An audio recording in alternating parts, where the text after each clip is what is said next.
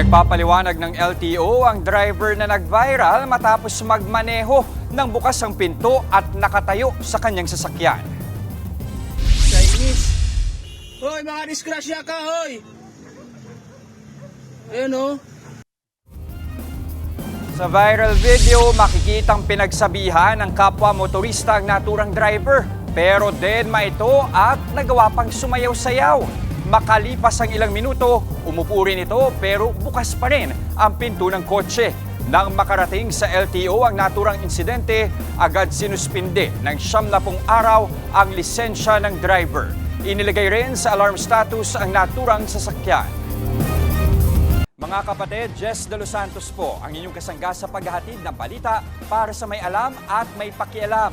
Para sa tuloy-tuloy na makabuluhang balitaan, mag-follow at mag-subscribe na sa social media pages ng News 5.